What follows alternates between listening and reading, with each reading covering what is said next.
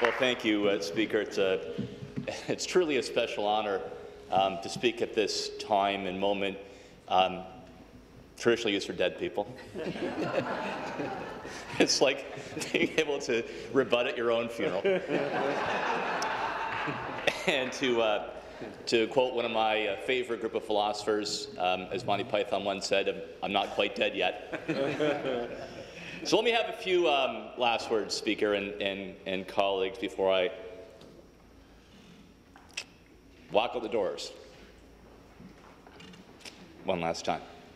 So first, thanks so much to my esteemed colleagues for the very kind and generous words. It's fair to say that this level politicians are skilled in the art of plausible exaggeration. So I thank them for their generosity and those memories. Lisa, you touched my heart.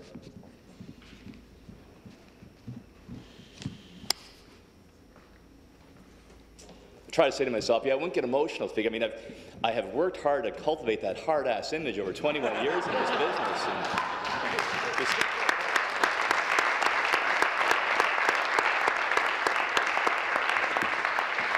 it's just bad for the brand. I'll say to Lisa Baxter, some very wonderful stories. We all have highs and lows in our work and in our lives, and you know who your true friends are, when they're not just for the good times, but for the tough times. So thank you, Lisa. And Jim, as a veteran and a friend, and always a dear friend of my wife, Debbie, as well, as a Dean of Legislature, your veteran comments and perspective and the way you look at my career meant a lot to me personally, so thank you. And Paul, for your irascible sense of humor. That's why you're one of my favorite New Democrats. I won't name the other one. I'll just tell you today. And I'm sorry to say this, Norm, but now he's passed you as my second favorite Miller on the planet. Thank you very much.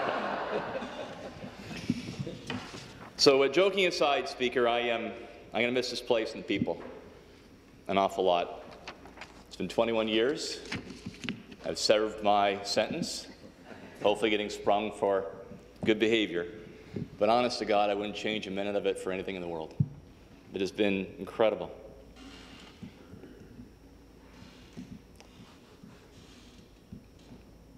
Met Debbie here through this business. That's the best part.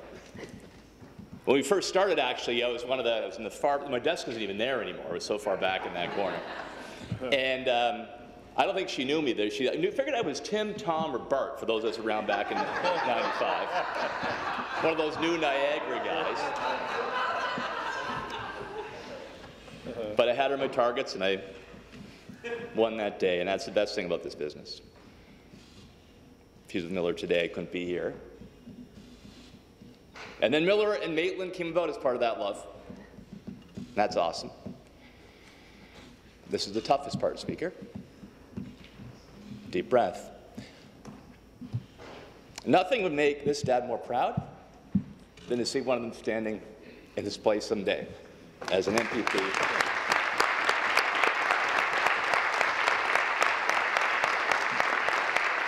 And giving back in public service, but you know, kids, and with Debbie and I both being somewhat on the right, I've got no doubt that they'll both be wearing plaid-wearing, Chuck Taylor-sporting New Democrats someday if they join this. It's only worth the trade-off. And I say to you, Speaker, and to the clerk and the staff here at Legislative Assembly, I want to thank you. It is, I can't imagine working with so many politicians, 170 less characters at a time. That ain't easy. And all of the staff here, Speaker, their professionalism, their kindness, their love for this great institution is incredible. Always so kind to my girls as they scampered about in the hallways and made a little mischief. They do an incredible job. And I want to thank them for everything they've done to make my experience so enjoyable.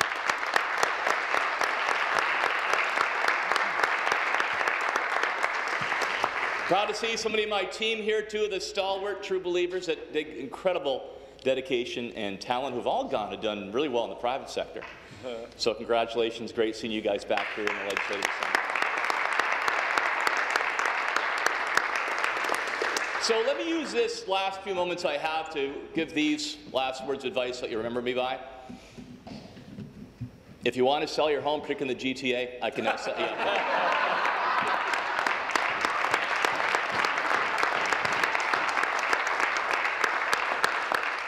But we are a privileged 107. There is nobody else on this entire planet and province who can actually walk into this chamber.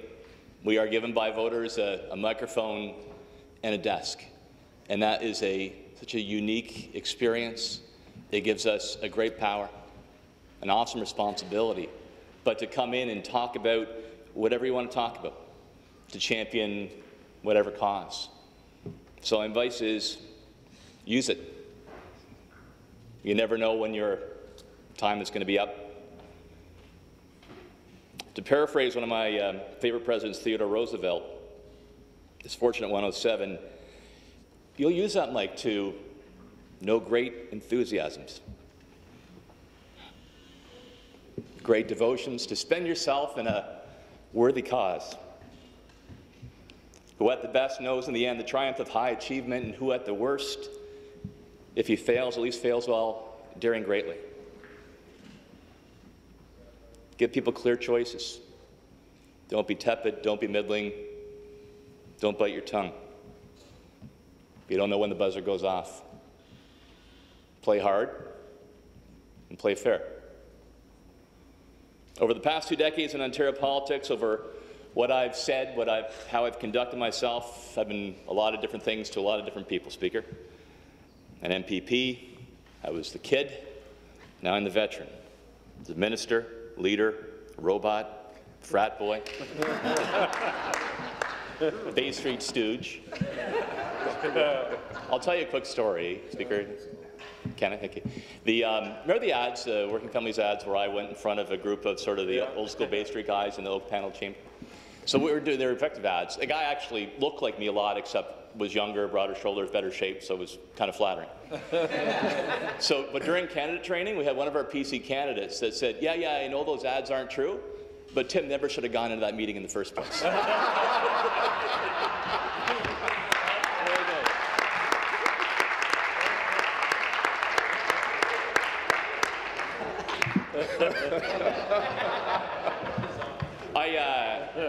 The radio guy has been fun too, and some of my friends here in the media are kind enough to come here today for my last words. It is so much fun to be in the media because you can speak with full authority on topics you know nothing about, and there's no consequences whatsoever. So just for the fun of it, because my sense of humor, but I've been a lot of things. The last one I would never want to be, and I don't think I've ever been, is Abe Simpson. What do I mean by that? The hell in the handbasket guy. I've been here a while, and what I want to say as I conclude, Speaker, is there's always this pining nostalgia for the old days. We'll complain that things get more cynical or more polarized, the adversarial dialogue. But when you take 21 years and you take a step back, everything gets better. It really does. We can debate what's in front of our noses, the ebbs and flows. I've never seen more people involved, more people have access to information that relates to what we do here, more people active. It's true we'll have conflict, and when debate gets tough and clear, it's a good thing. But there's often this false nostalgia for the days when we all got along. And I suspect if you believe that, it's true. Well, it may have been true if you're part of the club. But we forget it was a time when folks drank a lot more.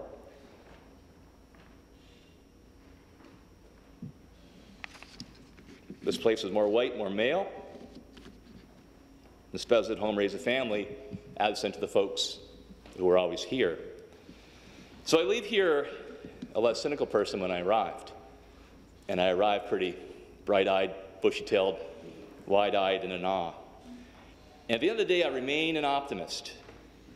I'm less cynical because I believe the ultimate disinfectant of sunshine reaches nooks and crannies that it didn't reach the day that I arrived. And it could be the sunshine itself, it could be the access to information, it could be the changing, evolving debate around ethics, around fundraising, around lobbying. The point being that people have a lot more information, a lot more right to know about what they pay the bills for. And that's been a good thing. And more importantly, Speaker, there's so many more people involved in the conversation on a daily basis. It's truly incredible when you take a step back and look at that. When I was first elected in 1995, I think I was one of the first members to have a website. I remember my chief of staff at the time, somewhat jokingly, she said that the internet was going to be a passing fad. Those of us that were there from time to time, we get a typewritten letter and something called an envelope with a stamp on it. And today, we are deluged by suggestions from voters, from people, in all kinds of streams, and that's a good thing. It's direct interaction, there's volume, there's quality to it, everyone's in on the conversation. It is two-way, it's timely, it's efficient, it's passionate, and it's very egalitarian. So this place is less a domain of the powerful and more a domain of the people every year. And I hope I played a small part in that, fighting for transparency and accountability, for being controversial enough from time to time to get people's attention and get them talking. And the autism funding that was achieved by a grassroots parent network, even social media, that never would have been possible, Speaker, 20 years ago, even 10. We're having a more genuine, active and direct connection with those who send us here. And those are all really good things.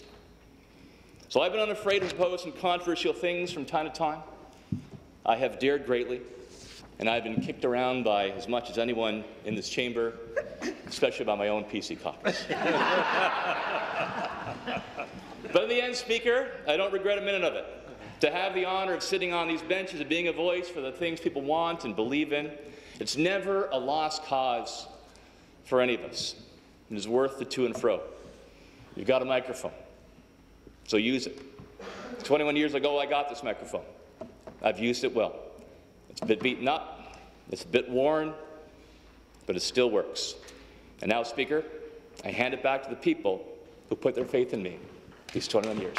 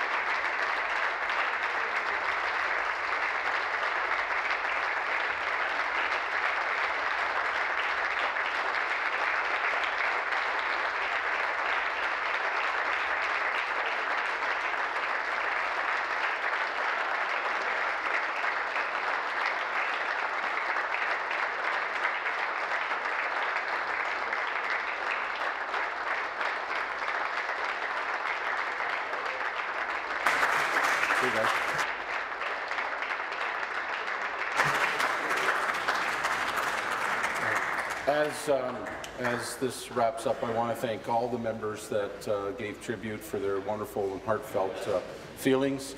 I want to thank the member from Niagara West Glanbrook for his response. I will give you a quick story. And there was a little get-together yesterday to provide a farewell for staff and members.